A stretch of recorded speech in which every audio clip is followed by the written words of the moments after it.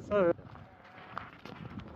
اخواني بالله تحياتي ان شاء الله هذا النهار انا ماشي نصحو كيف كل نهار. هنا ما عندناش نهار هي ونهار اصبح وعشيه. الصباح هكا والعشيه هاي ساعه وثالث. المهم ماشي لحد المنطقه نشوف معاه نوريكم الاجواء كيف هذا وكل يكون على نكون هذه ضرورية الغمسة لأنها هي الوحيدة اللي هذه الأول مقاطع يتبع. المهم بقوا معنا يلا.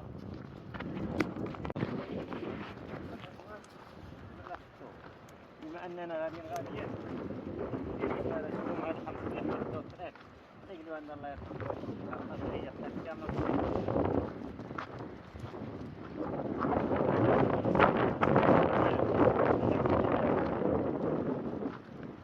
شحال هذه ما فتحتش عمره كل كامل.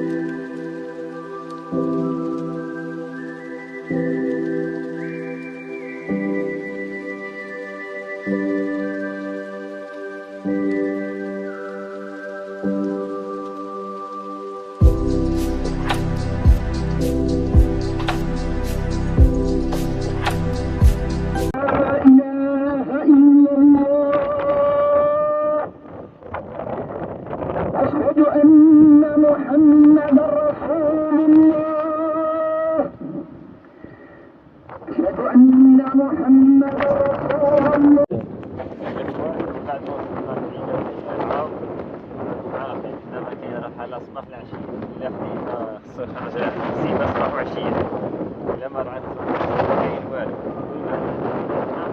نوريكم على الزيتون ولا أنا فوقاش تمرصات بالضبط الزيتون خلاص بزاف معلومات على هنا وعلى سبيل المثال هي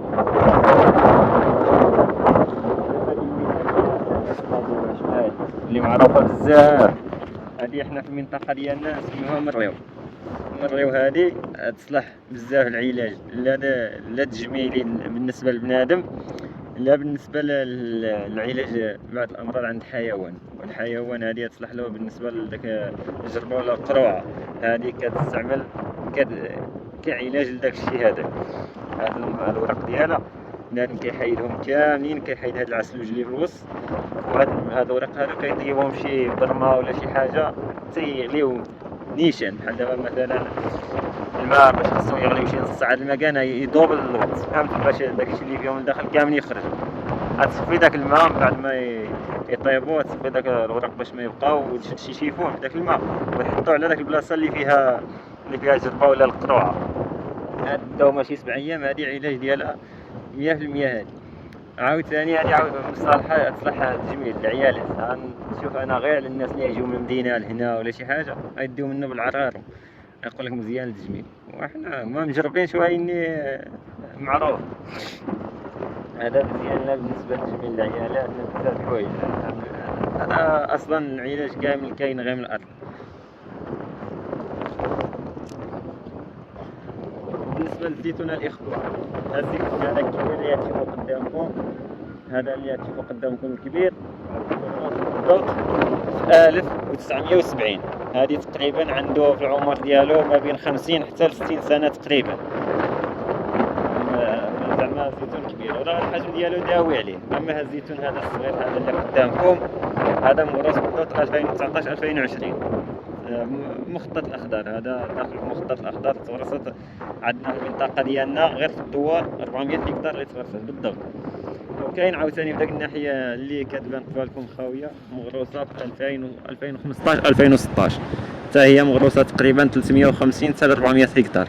اما حنا في الجهه ديالنا مغروسه بالضبط 400 هكتار زعما بالتاكيد، هو في 2019 2020. وكاين عاوتاني في جهه واحده اخرى مقابله في الجهه اللي كاينها عاوتاني راه الزيتون كبير تما، راه عنده اكثر من 80 سنه على ما يقولوا الناس اللي سابقين عاوتاني في العمر. كيقول لك هذا راه على الاقل عنده واحد 100 ولا 120 سنه. هذا الشيء كامل كاين بالضبط. عندنا في الدوار ديالنا سميتو ولاد يعقوب، كيتواجد بالضبط في اقليم تازه جهه فاس بكداس في المغرب.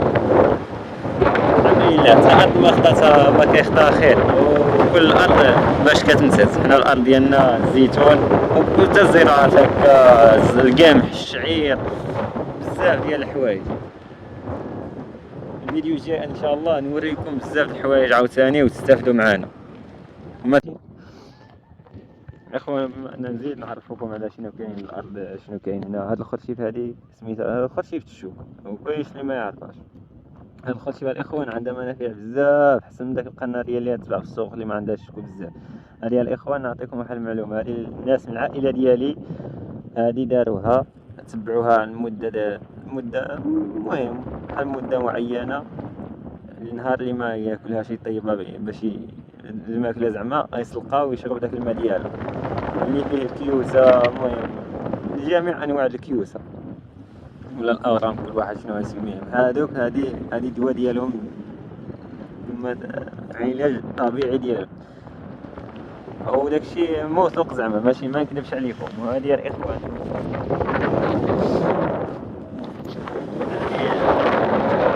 غنية على التعريف. قال لينا هذه كتجيب دواز شي طاجين يا سلام، وتا هي زعما راه فيها منافع بزاف والله العظيم. الا فيها منافع بزاف ما كاينش اللي ما عارفهاش، وموجوده عندنا حنا في الارض.